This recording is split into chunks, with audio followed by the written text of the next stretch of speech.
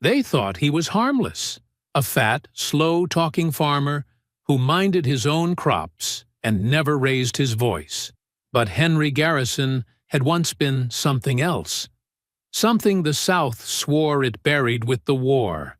When the Klan rode up one night, laughing as they burned his barn and beat his son, they believed they were teaching a lesson in fear. They didn't know Henry had learned a deadlier lesson. In the Union's shadow units, trained to kill behind enemy lines, he had buried his rifle, buried his rage, buried his past, until they gave him a reason to dig it all back up. Now, in a county ruled by terror, the hunted man will become the hunter, and every hooded face will learn that even the quiet ones remember how to fight. Because the night the Klan came for Henry's family, they woke the deadliest ex-slave the South ever made. Before we go any further, comment where in the world you are watching from, and make sure to subscribe, because tomorrow's story is one you don't want to miss. The sun broke over Henry Garrison's farm like God's own promise, painting the corn rows gold and setting the dew to sparkling. Henry worked the plow with steady hands, his broad shoulders moving in the practiced rhythm of a man who knew the earth's language. The mule pulled forward. The blade cut deep. Behind him, rows of fresh-turned soil stretched toward the tree line like dark veins. "Pa, you think Mama will let me get those boots?" Elias called from the fence line, where he was mending a broken post. The boy was 17, lean and restless, always dreaming of something beyond the next harvest. Henry wiped sweat from his brow. "If she says yes, she says yes. If she says no, you'll live. That ain't an answer. It's the only one you're getting." Elias grinned and went back to work. The morning air smelled of fresh earth and Ruth's cooking, biscuits warming in the oven, bacon sizzling on the stove. Henry breathed it in. These were good days, simple days, the kind of peace he'd once thought impossible for a man like him. Ruth appeared on the back porch, pinning wet sheets to the line. Her dark hair was tied up beneath a blue kerchief, and she moved with the quiet grace that had first caught his eye 15 years ago at a church social in Savannah. She caught him looking and smiled. "Don't burn that field staring at me, Henry Garrison. Too late. Already lost." She laughed, a sound like bells. "Get yourself cleaned up. We're leaving for town in an hour." Henry nodded and turned the plow toward the barn. The mule snorted, grateful for the rest. As he unhitched the animal, Elias jogged over, eyes bright with anticipation. "You really think she'll buy the boots? Boy, you ask me one more time about those boots, and I'll make you walk barefoot to church for a month." Elias laughed and ran toward the house. Henry watched him go, feeling the familiar ache of pride and fear. The world was still hard for black folks, still dangerous, but at least his son could dream about boots instead of chains. The wagon rattled into town just past noon. Main Street was crowded. Farmers selling produce, white women browsing fabric, children darting between wagons. Henry kept his eyes forward, nodding politely to anyone who met his gaze. Most didn't. The few who did looked through him like he was fog. Pike's General Store sat at the end of the street, its painted sign faded by sun and time. Henry helped Ruth down from the wagon while Elias tied the horses. Inside, the store smelled of sawdust and tobacco. Shelves lined the walls, packed with flour sacks, bolts of cloth, and jars of penny candy. Randall Pike stood behind the counter, a thin man with a sharp face and sharper eyes. He looked up when they entered, and his mouth twisted into something that might have been a smile. "Well, look who it is. Fat Henry and his brood." Ruth stiffened, but Henry touched her arm gently. "Good afternoon, Mr. Pike. We're here for fabric and some supplies." Pike snorted. "You got money this time, or you begging credit?" Henry pulled coins from his pocket and set them on the counter. "Cash." Pike snatched the money, bit one coin to test it, then waved toward the fabric table. "Help yourself. Don't touch nothing you ain't buying. Ruth moved to the bolts of cloth, running her fingers over the cotton prints. Elias wandered toward the boots displayed near the window, his eyes wide. Henry stayed near the door, hands clasped behind his back, trying to take up less space. The door chimed. A young black boy, maybe 12 years old, slipped inside, clutching a penny. Tommy Bell. Henry knew his mother, a washerwoman who lived near the church. The boy approached the counter, eyes down. "Mr. Pike, sir, my mama sent me for sugar." "1 pound, please." Pike didn't look at him. "Counter's closed for coloreds right now. Wait outside." Tommy's face fell, but he nodded and turned to leave. As he passed the sugar barrel, his foot caught on a loose floorboard. He stumbled, catching himself on the barrel's edge. A small cloth sack tumbled from the barrel and landed at his feet. Pike's voice cracked like a whip. "Thief! No, sir! I didn't." "Caught you red-handed, boy." Tommy backed toward the door, hands up. "I swear, Mr. Pike, I didn't take nothing." Pike reached beneath the counter. When his hand came up, it held a pistol. Henry moved without thinking. "Mr. Pike, the boy didn't—" The gunshot was louder than thunder. Tommy Bell fell backward through the doorway, a red flower blooming across his small chest.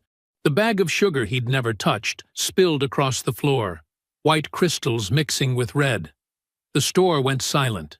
Ruth gasped. Elias stood frozen, his face drained of color. Outside, people gathered in a loose circle around the boy's body. No one moved to help. Pike lowered the gun. "Thieving little. He didn't steal nothing." Henry's voice was quiet, but carried weight. Every head turned. "I saw it. His foot caught. The bag fell. He didn't touch it." Pike's eyes narrowed. "You calling me a liar, boy?" Henry met his gaze. The word boy hung in the air like poison, but Henry swallowed it down. "I'm saying what I saw. That child didn't steal." A white man in a dusty suit pushed through the crowd. Federal Marshal's badge gleamed on his vest. "What happened here?" Pike pointed at Tommy's body. "Caught him stealing. Shot him in self-defense." The marshal looked at Henry. "You see it different?" Every eye in the store fixed on Henry. He felt Ruth's hand on his arm, felt Elias holding his breath. The smart thing was to stay quiet, keep his head down, protect his family. But Tommy Bell's mother would bury her son tonight. "The boy didn't steal," Henry said clearly. "He tripped. The bag fell. Mr. Pike shot him for nothing." The crowd murmured. Pike's face went red. The marshal wrote something in a small notebook, then looked at Pike. "We'll need to talk more about this." Pike slammed his fist on the counter. "You taking his word over mine?" "I'm taking statements. That's my job." The marshal gestured toward the door. "Y'all clear out. I'll handle this." Henry guided Ruth and Elias outside. They didn't speak as they loaded into the wagon. The fabric Ruth had chosen lay forgotten on the store table. Elias never asked about the boots. As they rode home, Henry felt eyes following them from every doorway, every window. The weight of what he'd done settled over him like a stone. Night fell heavy and hot. Henry sat on the porch, watching heat lightning flicker along the horizon. The air smelled like rain that wouldn't come. Behind him, the house was dark and quiet. Elias had gone to bed without supper. Ruth's weeping had finally stopped an hour ago. The screen door creaked. Ruth stepped out, wrapped in her shawl despite the heat. She sat beside him, her shoulder touching his. "You did the right thing," she said softly. Henry watched the lightning dance. Right don't mean safe around here. 3 days passed like held breath. The morning after the shooting, Henry woke expecting trouble. None came. The next day, he worked the back 40 with one eye on the road. Still nothing. By the third evening, Ruth had convinced herself that maybe, just maybe, the marshal's presence had protected them. They wouldn't dare, she said, kneading dough at the kitchen table. Not with federal law watching. Henry didn't answer. He'd learned long ago that silence kept a man safer than hope. The fields needed tending. The fences needed mending. Life pushed forward because it had no choice. Elias spent the afternoon repairing the split rails along the eastern property line, driving new posts into hard ground. Henry worked beside him, showing him how to set the wood so it would hold through winter storms. "You done good work today," Henry said, testing the fence's strength. Elias wiped sweat from his face. "Pa, you think they'll let Mr. Pike go to trial?" "Don't know. But you told the truth. The marshal wrote it down." Henry studied his son's face, still young enough to believe truth mattered more than power. "Sometimes that ain't enough." "Then what is?" Henry didn't have an answer for that. Not one fit for a boy's ears. They walked back to the house as the sun dipped low, painting the sky in shades of orange and red. The barn stood solid against the fading light, its shadow stretching across the yard like a dark finger. Ruth had supper waiting: cornbread, greens, and salt pork. The smell filled the house with warmth. They sat down together, heads bowed, while Ruth said grace. "Lord, we thank you for this food, for this home, for each other. Keep us safe in your hands. Amen." "Amen," Henry and Elias echoed. Ruth passed the cornbread. Elias reached for the greens. Henry had just filled his plate when the dogs started barking. Not the usual barking at a fox or raccoon. This was different. Frantic, terrified. Henry's fork stopped halfway to his mouth. Outside, the barking grew wilder, more desperate. Then he heard it. The distant thunder of hoofbeats, many horses, moving fast. "Get up!" Henry's voice was calm but iron-hard. "Right now!" Ruth's eyes went wide. "Henry!" "Cellar." "Now!" Elias jumped to his feet, but Ruth hesitated, looking at the table, at the food she'd prepared with such care. Henry grabbed her arm, not rough, but firm, and pulled her toward the kitchen. The cellar door was hidden beneath a worn rug near the pantry. He yanked it open, revealing dark stairs leading down into earth and stone. "Get down there! Don't make a sound! Don't come up until I say." "Pa, I can help," Elias started. "You can help by protecting your mother. Go." The hoofbeats were closer now. Torches flickered through the windows like angry stars. Ruth descended the stairs quickly, her face pale. Elias followed, but he turned back at the last moment. "Pa!" Henry pushed him down gently and dropped the door shut. He kicked the rug over it and was moving toward the front door when the first torch sailed through the window. Glass shattered. The curtain caught fire instantly, flames racing up the fabric like living things.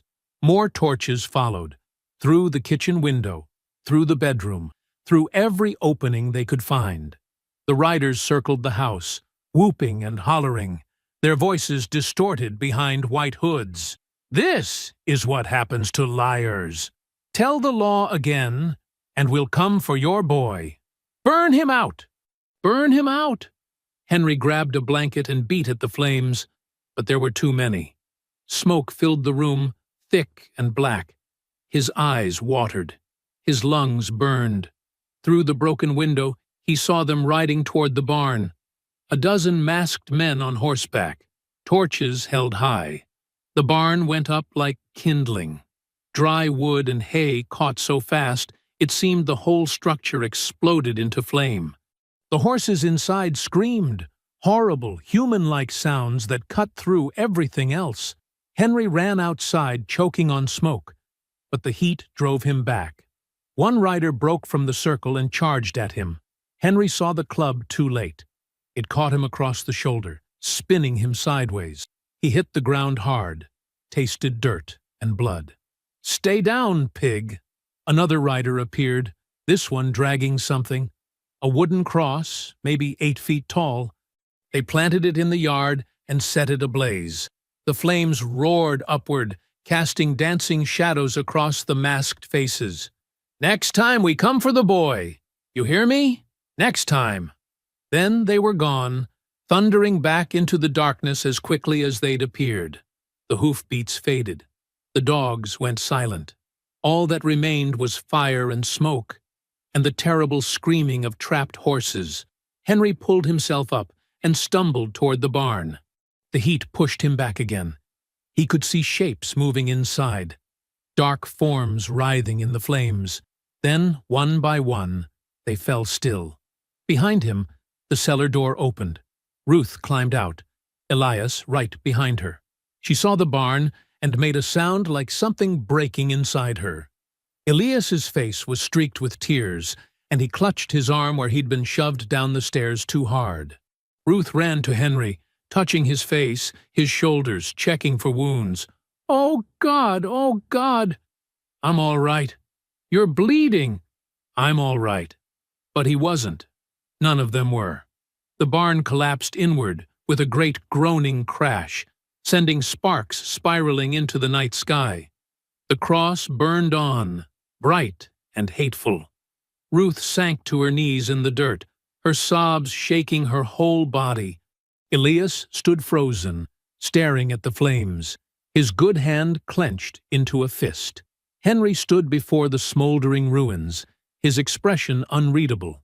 The fire reflected in his eyes made them look like dark coals. Around him, the night pressed close and heavy.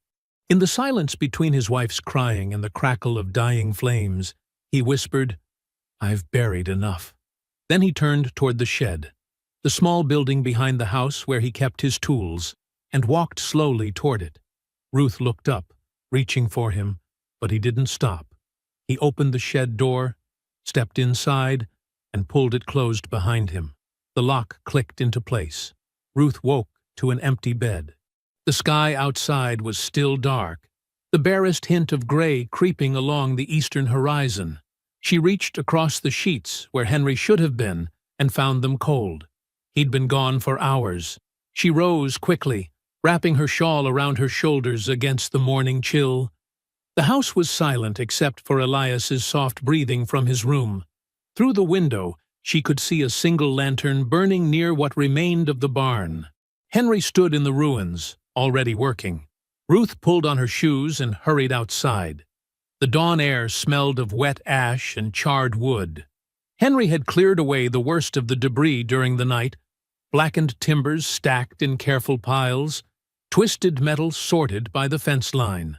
Now he was digging new post holes, driving the shovel into hard ground with mechanical precision. "Henry!" He didn't look up, just kept digging. Sweat darkened his shirt despite the cool morning. His left shoulder moved stiffly where the club had caught him, but he didn't slow down. "Henry, please, you need to rest. Need to rebuild.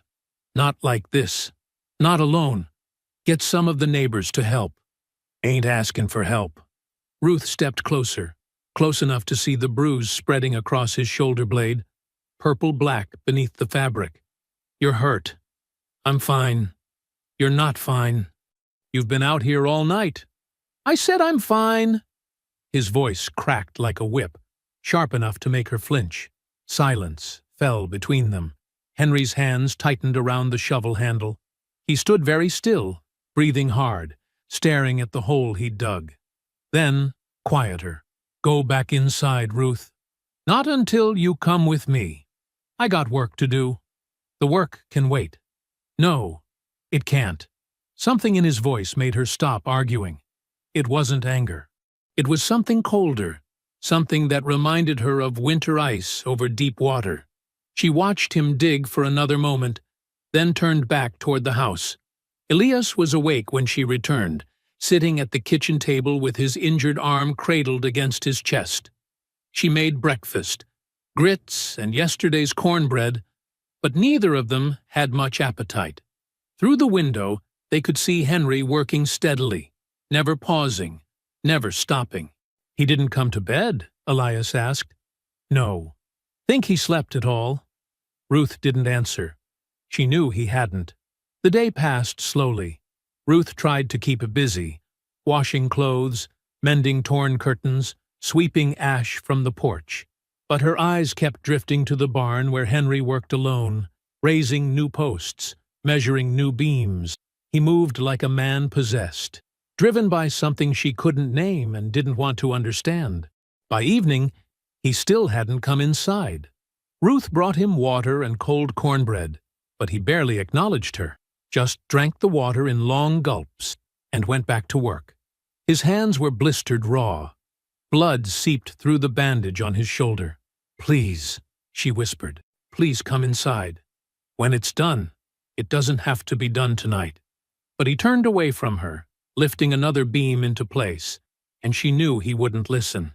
She went back to the house as darkness fell, leaving him to his solitary labor. She couldn't sleep that night, kept listening for his footsteps, waiting for the door to open. Around midnight, she gave up and lit a candle. Might as well clean, since sleep wouldn't come. She started in their bedroom, dusting the windowsill, straightening the quilts. When she knelt to sweep beneath the bed, her knee pressed against a loose floorboard. It shifted under her weight, with a soft creak. Ruth paused. They'd lived in this house for 3 years. She'd swept this floor 1,000 times. That board had never been loose before. She set down the broom and pressed the board again. It moved easily, one end lifting while the other stayed nailed down. Beneath it was darkness and the smell of old wood. Her hand trembled as she pulled the board fully loose. The space beneath was maybe a foot deep, carved out of the floor joists, and inside a trunk, small, military-ish, with a tarnished lock. Ruth's heart hammered as she dragged it out. The lock was broken, hanging loose from one hinge. She lifted the lid. Papers lay on top, official documents with Union seals, yellowed with age. She picked up the first one carefully, tilting it toward the candlelight. Certificate of Service, Private Henry Garrison, United States Colored Troops, Special Operations Division. Beneath the papers was a knife, not a kitchen knife or a farming tool. This blade was black as midnight, maybe 8 inches long, designed for one purpose only. The edge was still sharp enough to catch the light. Her hands shook harder. She set the knife aside and kept digging. A medal. Rusted but readable. USCT Sniper Division. For service behind enemy lines. A photograph. Henry in uniform, younger, leaner, standing with 4 other black soldiers. All of them held rifles.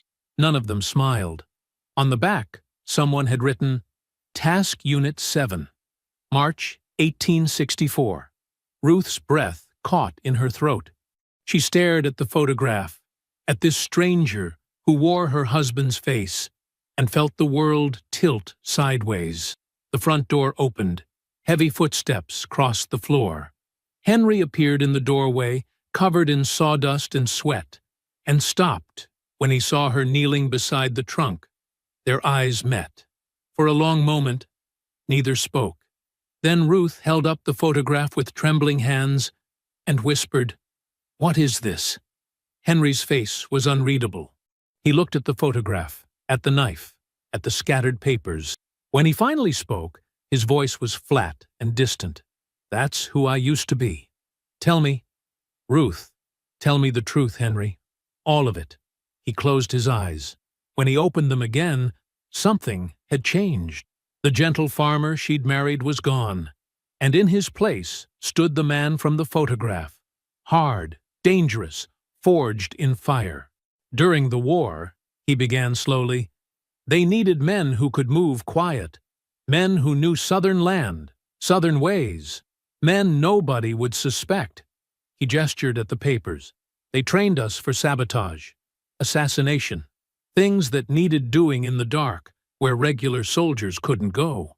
Ruth's voice was barely a whisper. You killed people.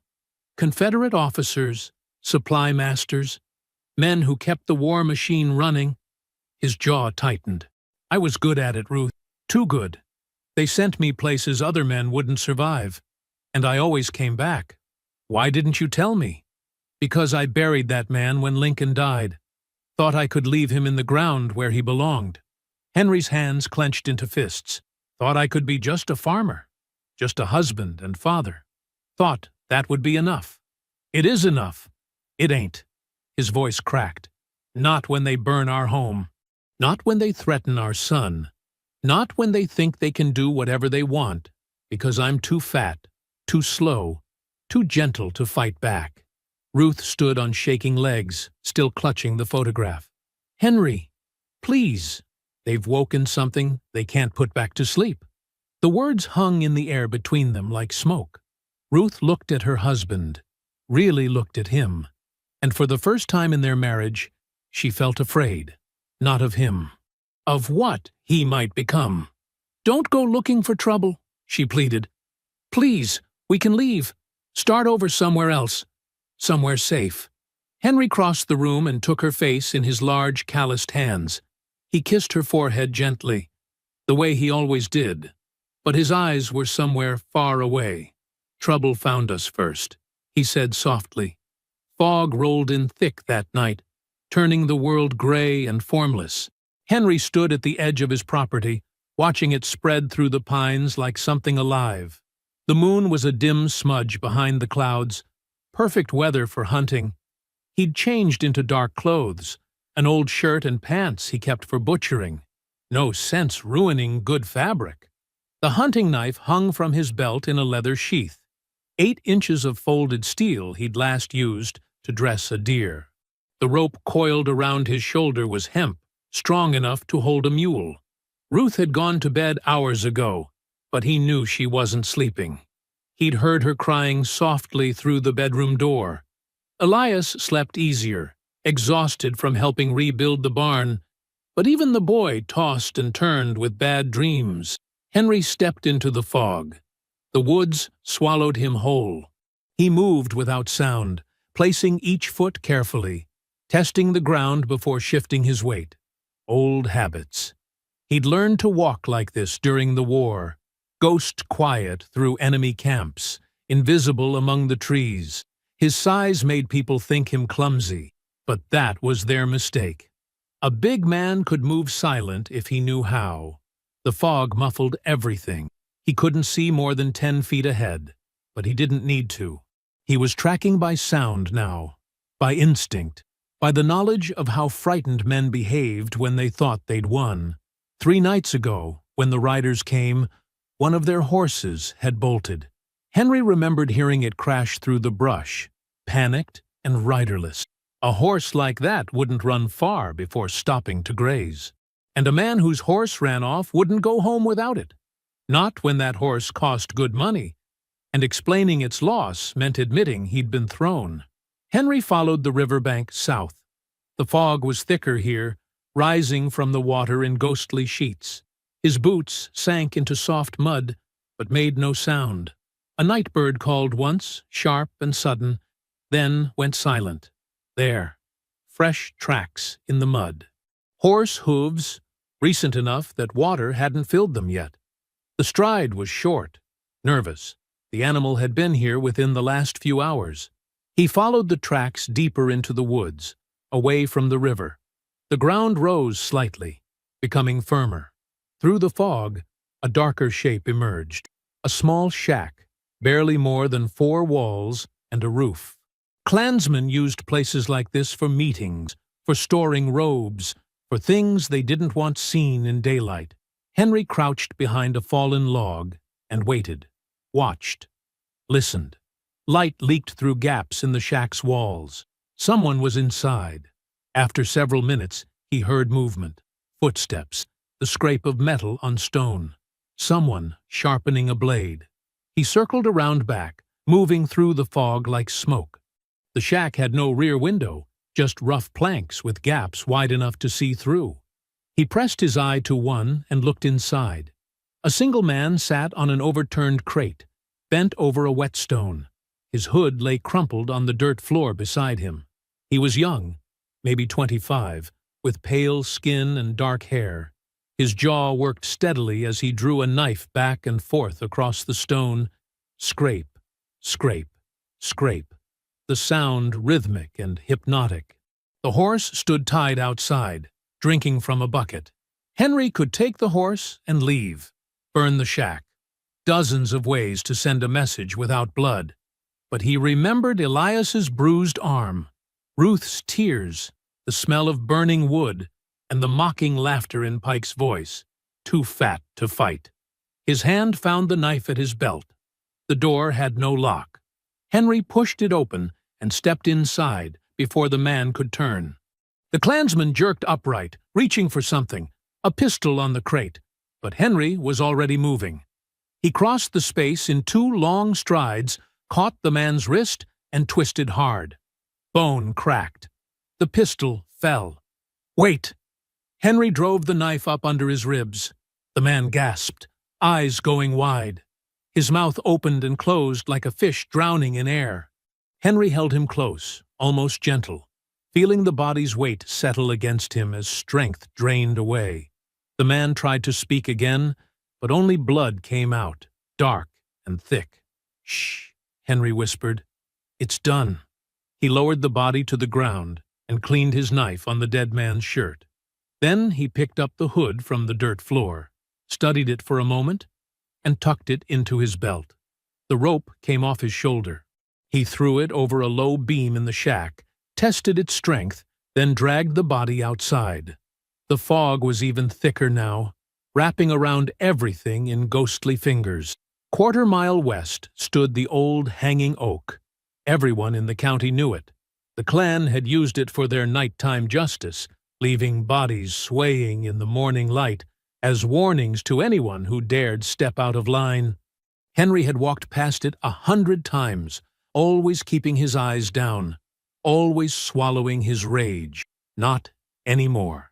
He hoisted the body up and secured the rope, let it hang there, turning slowly in the fog, the white hood covering its face.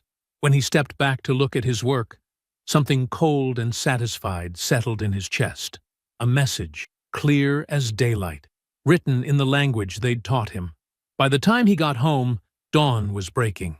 The fog was lifting, turning the world from gray to gold.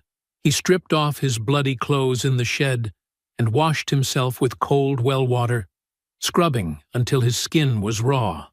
Inside the house, Ruth stood at the kitchen window. She didn't turn when he entered, but her shoulders were tight with tension. On the floor by the door sat his boots, caked with river mud. Henry stopped, looked at the boots, looked at his wife's rigid back. "Ruth, I don't want to know," she said quietly. He swallowed hard. "All right, just tell me one thing." Her voice shook. "Are we safer now than we were yesterday?" Henry thought about the body hanging in the fog, about the fear that would ripple through the county when someone found it, about Caleb Rhodes and Randall Pike, and all the other men who thought themselves untouchable. "No," he said honestly, "we ain't safer. We're just not running anymore." Ruth's hands gripped the windowsill until her knuckles went white, but she nodded once. By noon, word had spread through town like wildfire. Someone found the body. Someone cut it down. Someone recognized the dead man. Billy Watts, a farmhand who worked for Randall Pike's cousin. Whispers filled the general store, the blacksmith's shop, the church steps. Hanged in his own hood, string marks on his wrists, cut clean as butchering. Caleb Rhodes stood in Pike's store, listening to the rumors with cold fury building in his chest. He was a lean man, all sharp angles and controlled violence, with the military bearing of someone who'd commanded troops in battle. His gray eyes were ice. "It's that damned Garrison," Pike hissed. "Has to be. Nobody else would—" "A fat farmer who can barely walk straight?" Rhodes's voice was soft, dangerous. "You think he did this?" "Who else? We burned his barn, didn't we? This is revenge." Rhodes studied the fear in Pike's eyes and felt disgust curl in his stomach. The man was a coward hiding behind a hood, brave only in crowds, but he was also family, married to Rhodes's wife's sister, which meant his problems were Rhodes's problems. "The devil's turned black and fat," Rhodes said slowly, almost to himself. He picked up a knife from the counter, tested its edge. "Fine. If Garrison wants war, we'll give him one he won't survive." That evening, the Garrison house was quiet. Henry sat at the table while Ruth served supper. Beans and cornbread, same as always. Elias picked at his food, glancing at his father every few seconds. Outside, frogs sang in the darkness. Crickets chirped. Normal sounds, peaceful sounds. Finally, Elias spoke. "Pa? Yes? Who's going to stop the man who burned our barn?" Henry looked at his son's young face, still bruised from the attack, and felt something twist in his chest. Ruth stood frozen by the stove, holding her breath. "Someone already has," Henry said quietly. The hammer struck true, driving the nail deep into fresh wood. Henry wiped sweat from his brow and stepped back to examine his work. The new barn was taking shape, slower than before, but steady. Each plank he set felt like an answer to the men who had tried to break him. 7 days had passed since Billy Watts's body turned up hanging in the fog. 7 days of whispers. The town had changed. White folks spoke in lower voices when black people passed. They crossed streets to avoid close contact. At the general store, mothers pulled their children closer when Henry walked by, as if his size alone could crush them. The fear that had once belonged only to freedmen now infected everyone. Black Ghost, they called him. Night Devil. The fat man who kills in darkness. Henry didn't mind the names. Fear was a language everyone understood. He bent to lift another board when movement caught his eye. 2 figures approaching from the road. He recognized them immediately. Isaac Taylor and Benjamin Cross. Both men had fought beside him during the war. Both had settled nearby after Lincoln's assassination. Isaac was older, gray-bearded and careful. Benjamin was younger, restless, with quick hands and quicker temper. They stopped at the fence line and waited. Henry set down his tools and walked over. "Heard about Billy Watts," Isaac said quietly. His voice was gravel and smoke. Henry said nothing. Benjamin looked toward the house, then back. "Heard other things, too. About who might have done it." "Lots of folks hearing lots of things these days," Henry replied. Isaac's eyes held steady on him. "We came to say we remember how you fought. We remember what you can do." He paused. "And we're saying if you need men who remember too, men who know how to move quiet and strike hard, you got them." Henry studied both men carefully. Trust was expensive now, but these were soldiers who'd bled beside him, who understood that freedom was won through strength, not asking nicely. "Tomorrow night," he said low. "Old Mill Road. When you hear the whippoorwill call 3 times, you'll know it's safe." Benjamin smiled thin and cold. "Like old times." "Nothing like old times," Henry corrected. "This time, we're fighting for our own land." That evening, Ruth noticed the change in him. He moved differently now, quieter, more deliberate. His eyes swept every shadow before he entered a room. At supper he barely ate, just watched the windows with that distant, calculating look she'd seen in the photograph from the war. "Henry," she said softly, "what are you planning?" He looked at Elias first, then back at her. "Building a barn." "Don't lie to me." Silence stretched between them.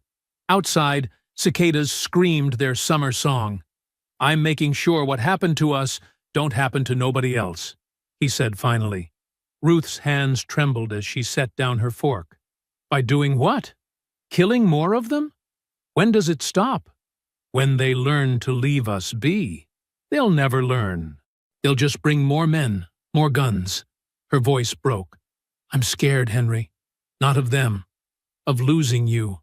Of what this is doing to you." He reached across the table and took her hand. His palm was rough with calluses, warm and strong. "I know you're scared. I am too. But running don't fix nothing. Hiding don't stop them from coming back. What about Elias?" She pulled her hand away, anger flashing in her eyes. "What about his future? You want him growing up thinking violence is the only answer?" "I want him growing up," Henry said quietly. Period. And right now, the only way I know to make sure of that is showing these men that we ain't prey no more. Tears slipped down Ruth's cheeks. She looked at her son, who sat frozen between them, eyes wide and frightened. "Please," she whispered, "think about what you're becoming." Henry stood slowly, his chair scraping against wood. "I'm becoming what I always was. Just took them burning our home to remind me." The old mill stood abandoned on the river's edge, its water wheel broken and still. When Henry arrived near midnight, Isaac and Benjamin were already there, along with 3 other men, all former soldiers, all freedmen who'd settled in the county after the war. They gathered in a circle while Henry laid out his plan, using a stick to draw in the dirt. The clan had a meeting barn 5 miles north, hidden in a grove of pines. They gathered there every Thursday night to plan their raids, drink whiskey, and congratulate themselves on keeping order. "We burn it," Henry said simply. "But first, we make sure nobody's inside except the ones who deserve it." "How do we know when they're meeting?" one man asked. "Lantern signals," Isaac answered. "Same codes we used during the war. 1 light in the window means all clear. 2 means danger. 3 means strike now." Benjamin grinned. "I know a girl who works in Pike's household. She'll help." They spent the next hour planning who would watch which road, where to position lookouts, how to use bird calls to communicate across distance. It felt familiar, settling into old rhythms, becoming soldiers again. When they finished, Henry looked at each man in turn. "You don't have to do this. Any of you can walk away." Nobody moved. "All right then," he said. "Thursday night, when the whippoorwill calls." 3 nights later, flames painted the sky orange. The clan's meeting barn burned like a torch, sending sparks spiraling into darkness. Henry and his men had waited until the riders were deep in their ceremony, then barred the doors and set the fire.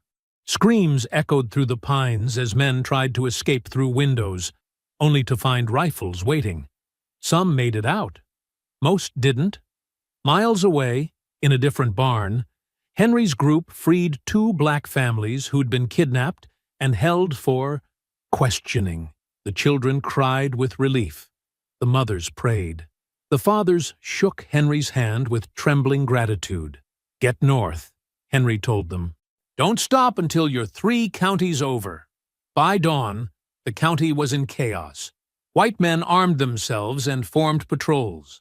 The sheriff, a Klan sympathizer himself, declared martial law and promised swift justice.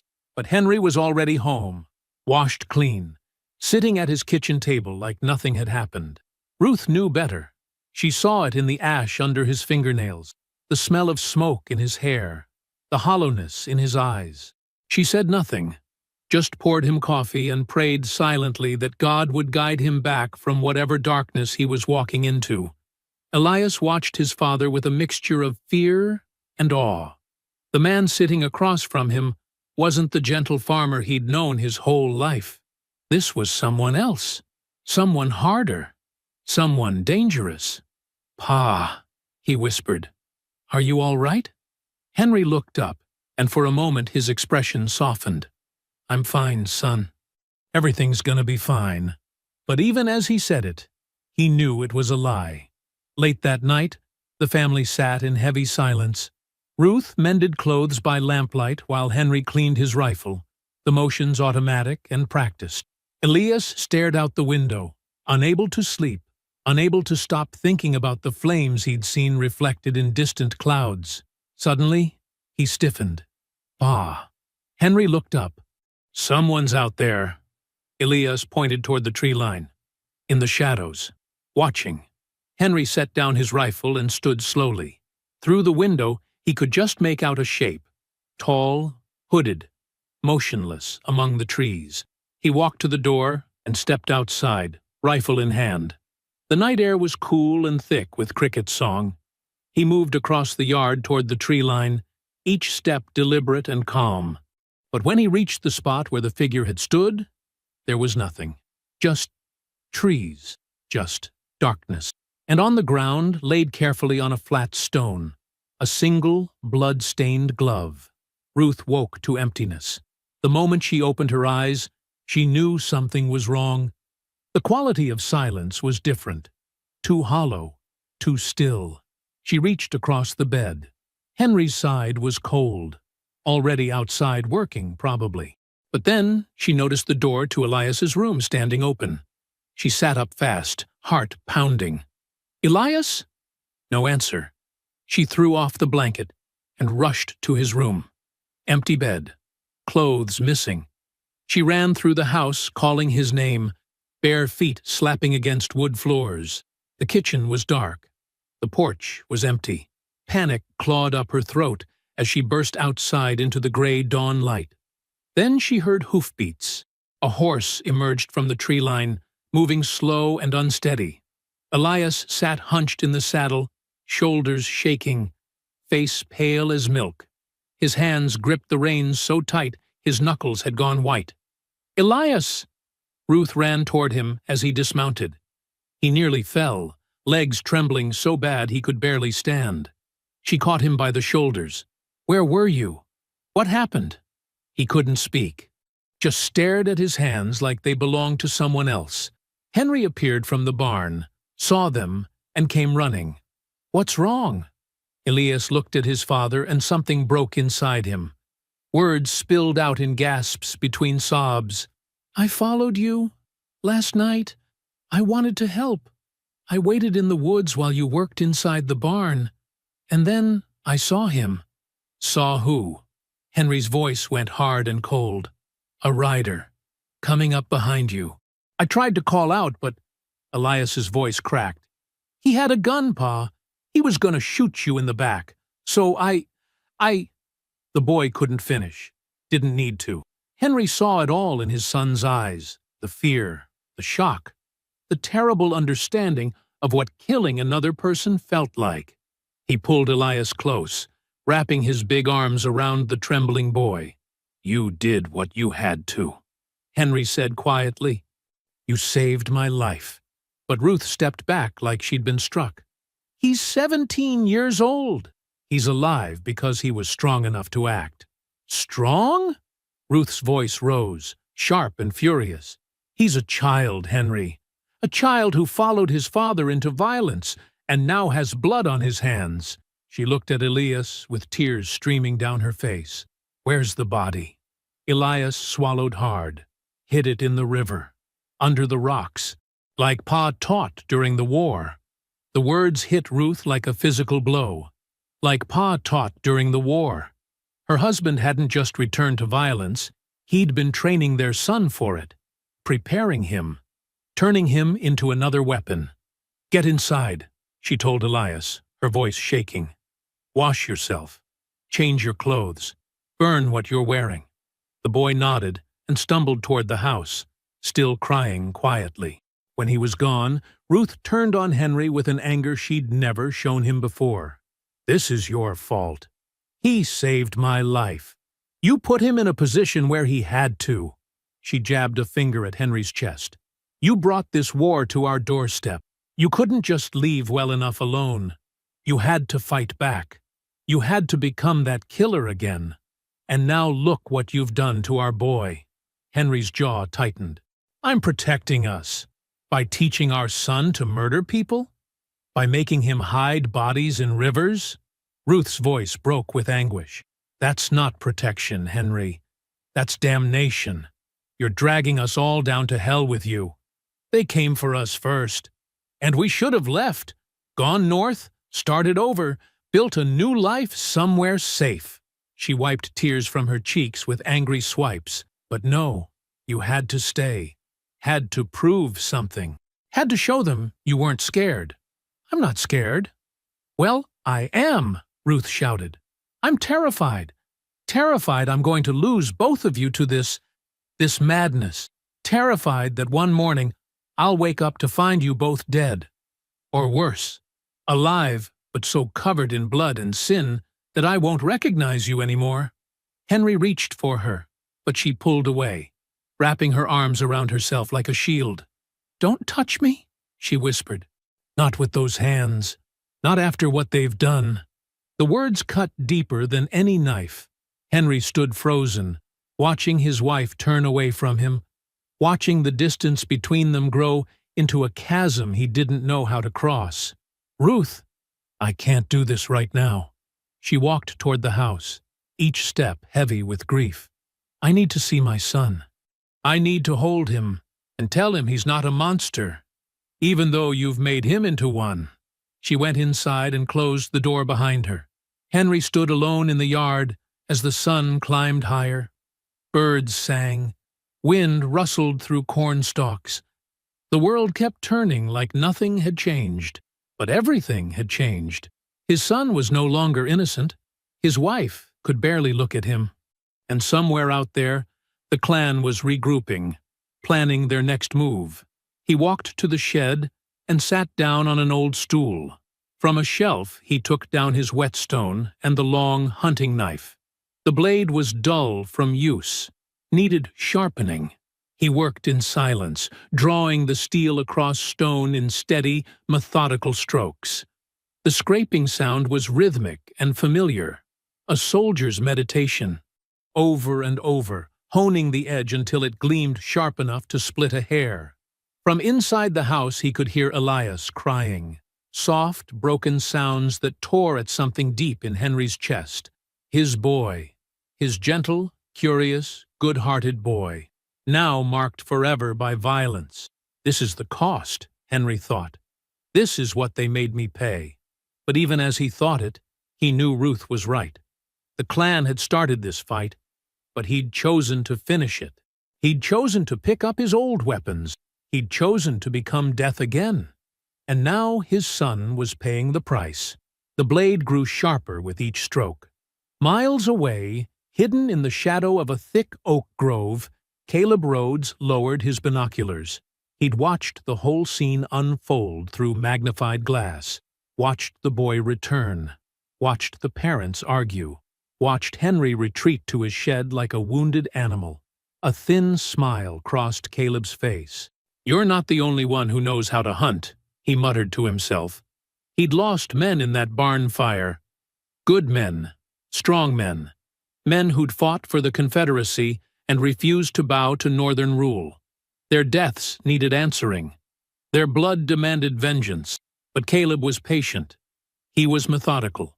He'd been a cavalry captain during the war, trained in strategy, skilled in waiting for the perfect moment to strike. And he could see now that Henry Garrison's weakness wasn't fear or cowardice. It was love. The fat farmer loved his wife, loved his son, loved his little piece of dirt and crops and simple life. That love made him dangerous. Desperate men fought harder than brave ones, but love also made him vulnerable. Caleb turned his horse and rode slowly back toward town, already forming his next move in his mind. You didn't defeat a man like Henry Garrison by meeting him in the darkness where he was strongest. You defeated him by dragging everything he loved into the light and setting it on fire. 2 nights later, Isaac Taylor came through the back door of Henry's house, moving fast and quiet. He was a thin man with gray-shot hair and a scar running from his left eye to his jaw, a reminder of Shiloh. Benjamin Cross followed close behind, younger and broader, still carrying himself like the infantryman he'd been. "Pike," Isaac said without preamble. "He's holding a rally." Henry looked up from the table where he'd been cleaning his revolver. "Where?" "Old Courthouse. Tomorrow night at 10. They're calling it a community gathering, but everyone knows it's clan business." Isaac leaned against the doorframe. "Word is Pike's been bragging about that dead boy, saying he'd do it again if he had to." Ruth stood in the corner, arms crossed tight across her chest. She'd barely spoken to Henry since Elias came home covered in another man's blood. Now she watched her husband's face harden into something cold and decided, "This is your chance," Benjamin said quietly. "End it. End him." Henry sat back in his chair. Tommy Bell's face floated through his mind.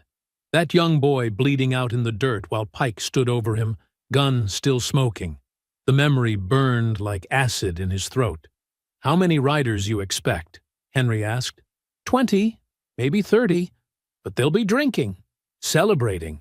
Isaac's mouth twisted with disgust. They think they're untouchable now. Think federal troops are too stretched thin to stop them. They're not wrong, Benjamin added.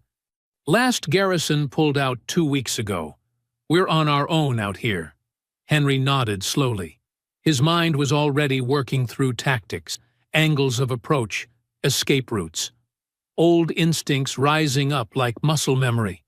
We'll need to move fast. Hit them before they realize what's happening. I'll round up the others, Isaac said. We can have 8 men ready by tomorrow evening. Make it 10, Henry said, and bring every blade you've got. Guns make too much noise. We need this quiet until it's too late for them to organize. Ruth made a small sound in her throat. When Henry looked at her, she was staring at him with something like grief in her eyes. What? He asked. Listen to yourself.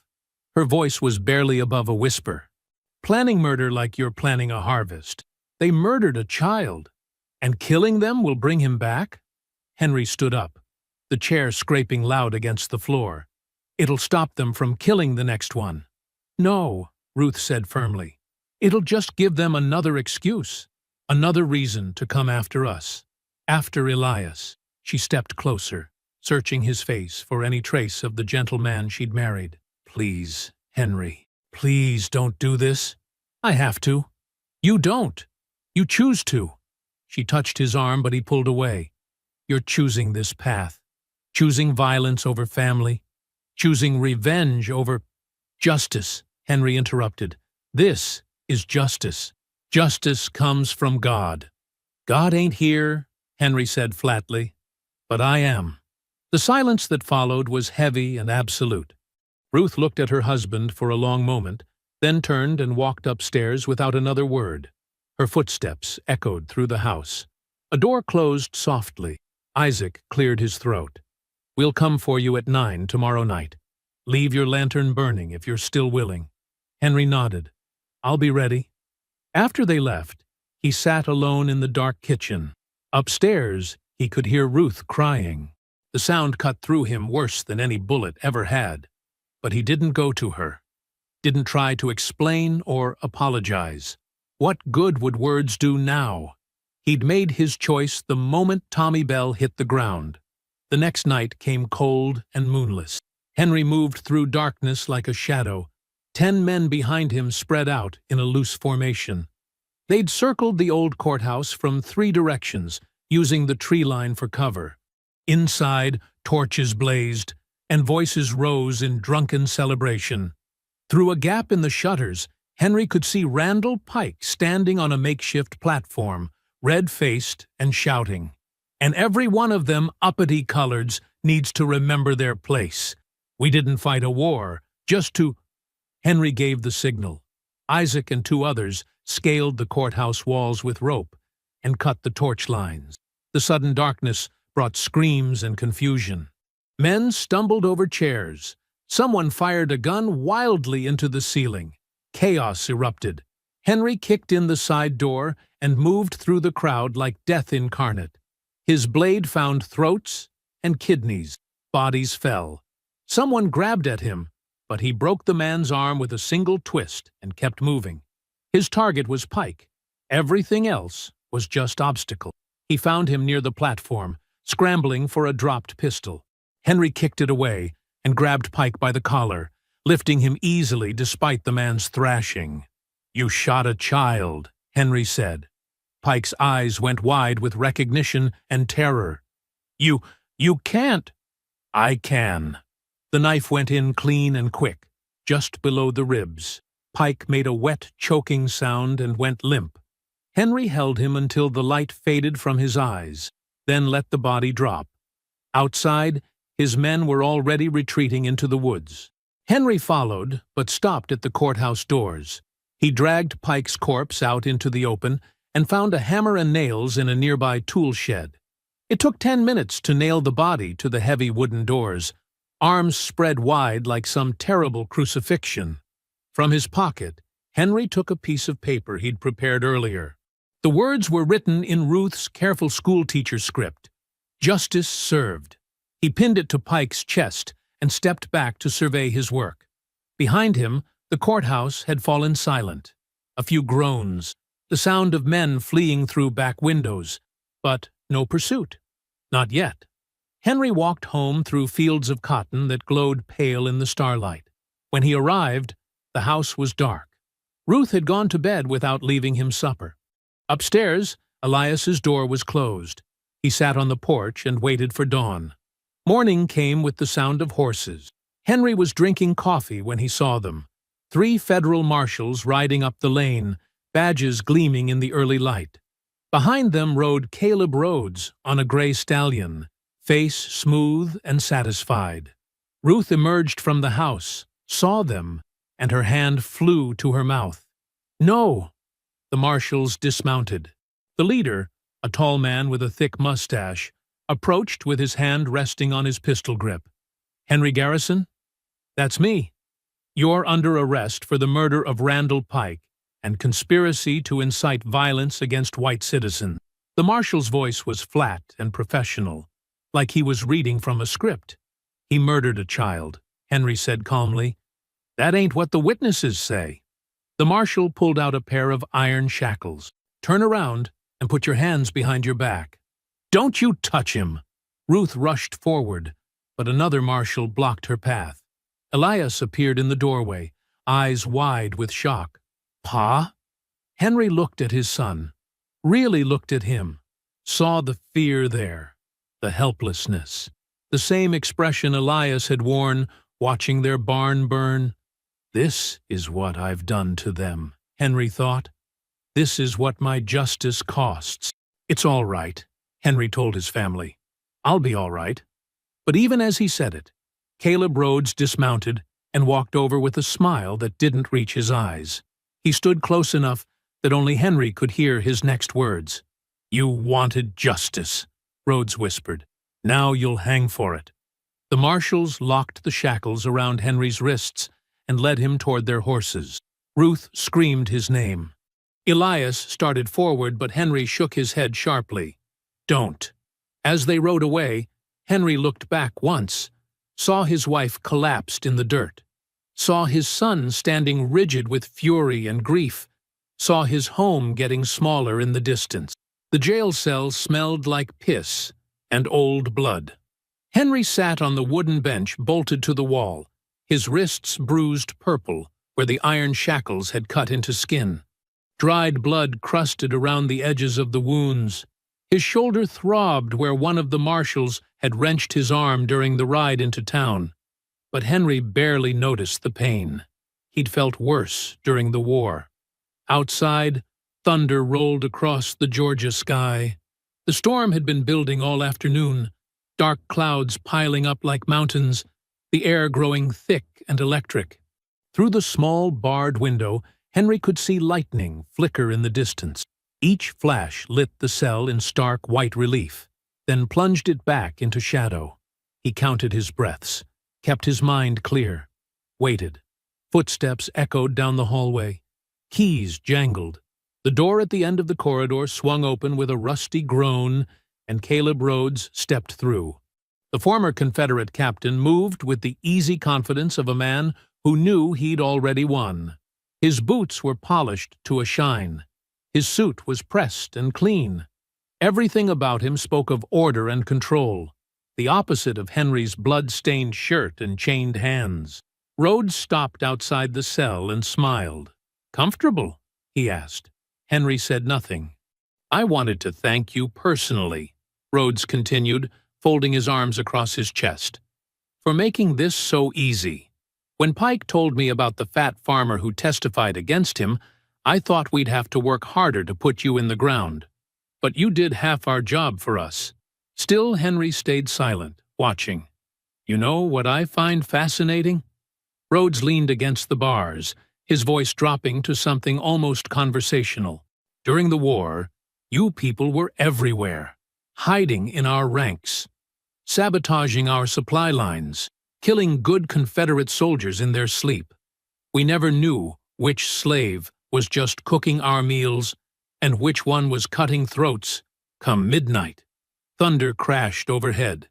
The jail shuddered. "I hunted men like you." Rhodes said quietly. Back in '63, when Sherman was burning his way to the sea, I tracked down a whole cell of Union spies, colored folks pretending to be field hands, caught them passing intelligence to Federal scouts. His smile widened. We hanged them from the same trees they used to hide messages in, left them swinging for a week as a warning. Henry's hands flexed slowly. The muscles in his jaw tightened. So, when I heard about the ghost-killing Klansmen, Rhodes continued, I knew exactly what you were. Recognized the tactics, the silence, the precision. He pressed his face close to the bars. You think you're clever, think you're some kind of righteous warrior, but you're just a slave playing soldier. And the war's been over for 7 years. War's never over, Henry said softly. Rhodes's smile faded. You're right about that. But this time, we're going to finish what we started. No more federal interference. No more carpetbaggers telling us how to run our own land. He straightened up, brushing imaginary dust from his sleeve. And we're starting with you. Tomorrow morning, you'll hang. And after that, we'll visit your family. Make sure your boy understands the cost of uppity behavior. Make sure your wife learns to keep her mouth shut when white men are talking. Rhodes's voice was pleasant, almost friendly. I'm going to finish what the war started, Henry. I'm going to put you people back where you belong. Lightning flashed. Thunder followed instantly. The storm was directly overhead now. Henry stood up slowly. Even in chains, even beaten and bloodied, his size was imposing. He walked to the bars and looked down at Rhodes. You made a mistake. Did I? You think this is about me? Henry's voice was calm as still water. You think killing me ends it, but I'm just the first. You burn my barn, I kill one rider. You arrest me, I kill Pike. You threaten my family. He paused. What do you think happens next? Rhodes's smile returned, but it looked forced now. Empty threats from a dead man. We'll see. The former captain turned and walked back down the hallway without another word. The door slammed shut. His footsteps faded into silence. Henry returned to the bench and sat down. Outside, rain began to fall. First a scatter of drops, then a roar like 1,000 drums. Water streamed down the window. Lightning turned the world white and terrible. He closed his eyes and waited. Hours passed. The storm raged. The jail guards, 2 white men with Confederate pins still on their lapels, had started drinking around sunset. Henry could hear them in the front room, their voices growing louder and sloppier with each bottle. They laughed about the hanging tomorrow, argued about who would get Henry's farm after he was dead, made crude jokes about Ruth. Henry's hands curled into fists. Around midnight, the laughter grew quieter. One guard was snoring. The other's voice had dropped to a mumble. Henry stood and moved to the bars, listening carefully. Then he heard it. Soft footsteps in the alley behind the jail. A whisper almost lost in the rain. The scrape of metal on stone. The back window of his cell was too small for a man to fit through, but Henry watched as a shadow appeared on the other side. Small hands reached through the bars. A familiar voice whispered, "Pa?" Elias. Henry's heart clenched. "What are you doing here?" "Getting you out." His son's face appeared in the gap, wet from rain, eyes fierce with determination. "Mama's outside keeping watch. We got keys from Deputy Morris. He don't think this is right. You need to leave. If they catch you." "They ain't gonna catch us." Elias's hands shook as he fumbled with the keys, trying to find the right one for the cell door. "We ain't losing you. We already lost too much." Thunder shook the building. Through the window, Henry could see Ruth's silhouette in the alley, her shawl pulled tight against the rain. She was watching both directions, tense as a hunted deer. The third key clicked. The cell door swung open. Elias rushed inside and wrapped his arms around his father. "I was scared," he whispered, I was so scared they'd— I know. Henry held his son tight. I know. But we have to move. Now! They crept down the hallway. The guards were slumped over their table, surrounded by empty bottles. One snored loud enough to rattle the windows. Henry grabbed a ring of keys from the wall and unlocked his shackles. The metal clattered to the floor. One guard stirred but didn't wake. They slipped out through the back door into the storm. Ruth grabbed Henry's hand the moment he emerged, her grip fierce and desperate. "Thank God!" she breathed. "Thank God." "We need horses," Henry said.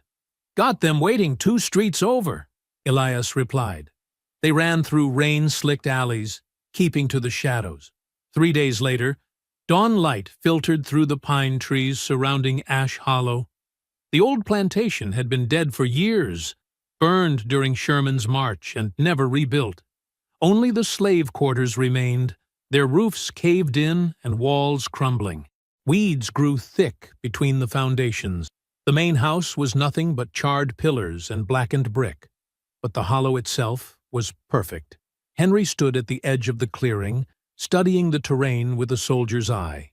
The land sloped down into a natural bowl surrounded by dense forest on 3 sides. A single dirt road led in from the north, the only clear approach. Creek water ran along the eastern edge, providing cover and an escape route if needed. Elias emerged from the woods carrying an armload of deadfall branches. His face was gaunt from 3 nights of poor sleep and constant movement. Dark circles ringed his eyes, but his hands were steady as he dropped the wood near their makeshift camp. "That's the last of it," he said quietly. Henry nodded. "Good. Start laying them across the road approach. Space them every 10 feet. You really think they'll come?" "I know they will." Henry walked to where Isaac Taylor and Benjamin Cross were digging shallow pits along the tree line. Both men had served with him during the war, Taylor as a scout, Cross as a demolitions expert who'd learned to make explosives from stolen Confederate supplies. "How's it looking?" Henry asked. Cross wiped sweat from his forehead. "We got 6 pits ready. Covered them with branches and leaves. Man on horseback won't see them until he's already falling." He gestured toward the creek. "And I rigged some old powder kegs along the bank. Ain't much left in them, but if we light the fuses right, they'll make enough noise to spook horses." Taylor stood and stretched his back. "How many you think they'll bring?" "Rhodes will want a show," Henry said. "He thinks I'm already dead, hanged 3 days ago. He'll gather every rider from the county to celebrate." He studied the road. "Could be 30 men. Could be 50. We got 20. 20's enough if we're smart." Henry pointed to the high ground on either side of the road. "Put riflemen in the trees. Wait until they're fully committed to the hollow before opening fire. Panic them into the pits. And if they break through, then we finish it up close." Henry's voice was flat, hard, same as we did during the war. The 2 men exchanged glances but said nothing. They'd seen Henry fight before, knew what he was capable of when the mask came off. More men arrived as the morning wore on. They came in pairs and small groups, slipping through the woods with rifles wrapped in oilcloth and pistols tucked into their belts. Most were freedmen who'd fought in colored regiments during the war. Others were younger, sons and brothers who'd never fired a shot in anger but had grown tired of living in fear. By midday, 23 men stood in the hollow. Henry addressed them from the steps of the ruined quarters. His voice carried across the clearing without needing to shout. "Most of you know why we're here. The Klan thinks they can burn our homes and hang our people without consequence. They think we'll keep running, keep hiding." He paused. "They're wrong." A murmur of agreement rippled through the group. "Tonight they're coming to celebrate my death," Henry continued, "but they're riding into a trap. If you stay, there's a good chance you won't leave this hollow alive. If you go now, I won't think less of you. This fight is mine. You don't owe me your blood." No one moved. An old man named Samuel Jackson, who'd lost his daughter to a Klan raid the previous year, spat into the dirt. Ain't about owing. It's about ending this, for good. Others nodded, murmured agreement. Henry felt something shift in his chest. Not quite hope. He'd buried that along with Ruth, but something close to it. Recognition, maybe, that he wasn't alone in this darkness. Then we prepare, he said. Check your weapons. Eat while you can. And remember, we ain't soldiers anymore. We're ghosts. We move silent. We strike hard. And we don't stop until every last one of them is down. The men dispersed to their tasks. As afternoon shadows lengthened, Henry found Elias sitting alone near the creek. His son was cleaning his rifle with shaking hands, his jaw clenched tight. Henry sat down beside him, said nothing for a long moment. Just listened to the water moving over stones. I'm scared, Elias finally whispered. Good. Fear keeps you alive. What if I freeze up? What if I can't? His voice broke. What if I get you killed? Henry turned to face his son, really looked at him, saw not the boy who used to chase chickens in the yard, but a young man carrying the weight of things no 17-year-old should have to bear. Saw Ruth in the shape of his eyes, saw himself in the set of his shoulders. Listen to me, Henry said quietly. When the shooting starts, your body will know what to do.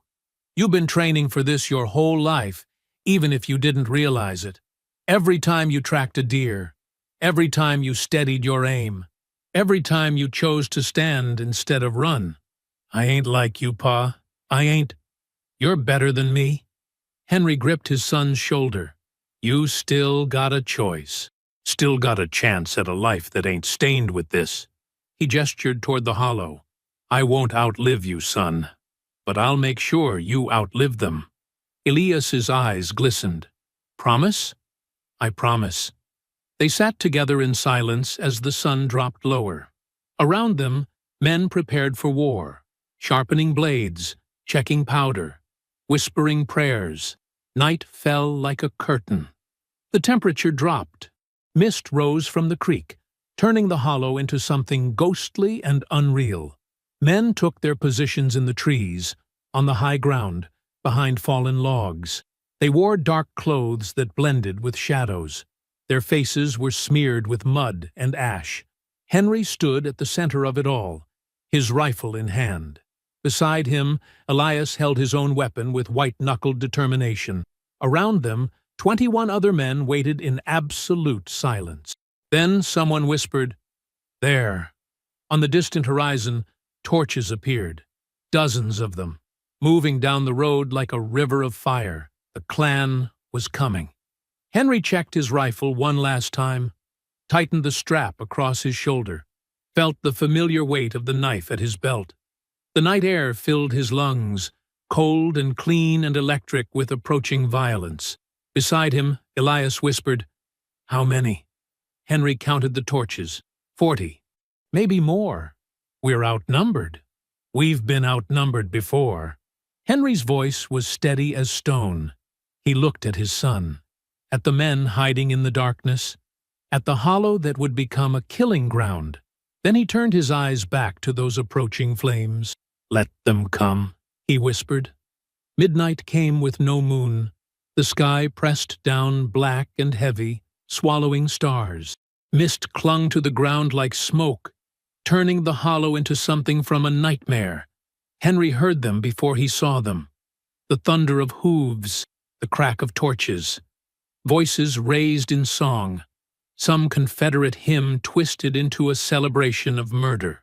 The sound grew louder, closer, until the road itself seemed to shake. Then they appeared. The clan rode in formation, 3 riders across, torches held high. Their white robes glowed orange in the firelight. Their hoods made them faceless, inhuman. They sang as they came, voices full of whiskey and hate, celebrating the hanging of a man who wasn't dead. Caleb Rhodes rode at the front, his hood thrown back to reveal his handsome face. He raised his torch and shouted, To the death of the fat farmer! To the death of every black hand that forgets its place! The riders roared in approval. They poured into the hollow like water down a drain. 43 men on horseback, plus a wagon carrying rope and kerosene. They spread across the clearing, torches turning the mist blood-red. Some dismounted. Others stayed in their saddles, laughing and drinking. Rhodes stood in his stirrups. "We'll burn what's left of this place. Show every black bastard what happens when—" The first tripwire caught fire. It happened so fast, most riders didn't understand what they were seeing. A thin line of flame raced across the ground, igniting the oil-soaked branches Elias had laid across the approach. Fire erupted in a wall 20 feet high, cutting off retreat. Horses screamed. Men shouted. The formation broke apart. Then the shooting started. Muzzle flashes lit the trees on both sides of the hollow. Rifles cracked from elevated positions. Men fell from their saddles, clutching wounds they couldn't see coming. A horse stumbled into one of Cross's pits and went down hard, its rider crushed beneath its weight. "It's a trap!" someone screamed. "Find cover!" Rhodes bellowed, trying to restore order. But his voice was drowned by gunfire and panic. The clansmen scattered. Some charged toward the trees, only to meet close-range fire from men they'd never seen. Others tried to ride back the way they came, but the firewall blocked their escape. A few drew pistols and fired blindly into darkness. Henry moved through the chaos like death itself. He'd discarded the rifle after his first shot. Too slow for this kind of work. Now he carried only his knife and a short-handled axe. He emerged from the smoke, grabbed a rider by his robe, and dragged him from the saddle. The man's scream cut short. Another clansman charged with a torch. Henry sidestepped, buried the axe in his ribs, kept moving. Elias fought nearby, his rifle empty, now wielding it like a club. He cracked it across a rider's skull, dropped him, pulled his pistol. His hands shook, but his aim held. He fired twice. Both shots found their mark. Around them, the hollow transformed into a slaughterhouse. Cross's powder kegs detonated along the creek bank. Not enough to kill, but enough to send horses bolting in terror. Men on foot slipped in the mud, tried to run, met bullets or blades. The smoke grew so thick it burned to breathe. Henry searched the chaos for one face, one man. He found him near the wagon. Caleb Rhodes had dismounted, his pristine white robe now splattered with mud and blood. He held a cavalry saber in one hand, a pistol in the other. 3 of his men flanked him, trying to form a defensive position. Henry stepped into the firelight. Rhodes saw him and froze. His face went pale. For a moment, he looked like he'd seen a ghost. "You're dead," Rhodes whispered. "They hanged you. I saw the body." "You saw what you wanted to see," Henry said quietly. His voice carried despite the gunfire, despite the screaming. "Just like you saw a fat farmer instead of a soldier. Just like you saw mercy instead of patience." Rhodes raised his pistol and fired. The bullet caught Henry in the shoulder, spinning him sideways. Pain exploded through his chest. But he didn't fall, didn't even slow. He charged forward, axe raised. The men flanking Rhodes opened fire. One bullet grazed Henry's ribs. Another missed entirely. Then Henry was among them, moving too fast for aimed shots. The axe fell once, twice. Bodies dropped.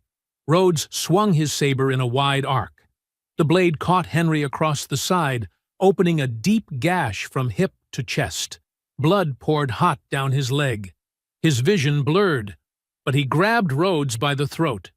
They crashed to the ground together, rolling through mud and ash. Rhodes drove his knee into Henry's wound, making him grunt in pain. They grappled. 2 men locked in something beyond fighting, beyond war. This was personal, ancient, the settling of debts written in scars and graves. Rhodes's hand found Henry's knife, tried to turn it against him. But Henry was stronger, heavier. He pinned Rhodes's wrist, twisted until bones cracked. The knife fell. Then Henry's hands found Rhodes's hood. He pulled it down over the man's face, grabbed the edges, twisted the fabric tight around his throat. Rhodes thrashed beneath him, clawing at Henry's arms. His boots drummed against the ground. Muffled screams died behind white cloth. His fingers tore at the robe but couldn't find purchase. Henry leaned close, his voice barely a whisper. "You hunted my kind for sport. Now it's your season." He pulled tighter. Rhodes's struggles grew weaker, then stopped. Henry held the pressure for another full minute, making sure, making it final. When he finally released the cloth, Caleb Rhodes stared up at nothing, his handsome face purple and twisted, strangled by the very symbol of his hate. Henry stood slowly. His side screamed in protest. Blood soaked through his shirt, dripping into the mud. Around him, the gunfire had stopped. The hollow was silent except for the crackle of flames and the moaning of wounded men. Bodies lay scattered across the clearing. Some wore white robes, others wore the simple clothes of farmers and freedmen. The cost had been high, but the clan's force was broken.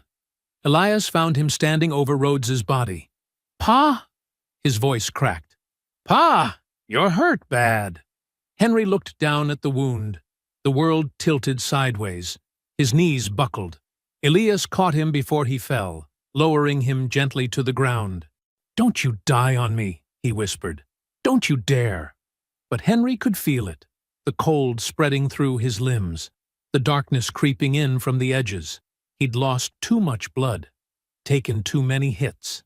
He reached up and touched his son's face. "You did good," he whispered. "So damn good." "The fight ain't over," Elias said, tears streaming down his cheeks. "We gotta get you help. We gotta... It's over for me." Henry's voice was fading. "But not for you. You keep living, you hear? You live free." Dawn light broke over the trees, turning the smoke golden. The fires burned themselves out. And Henry Garrison, the fat farmer who became death itself, closed his eyes for the last time. I hope you found that story powerful. Leave a like on the video and subscribe so that you do not miss out on the next one. I have handpicked 2 stories for you that are even more powerful. Have a great day!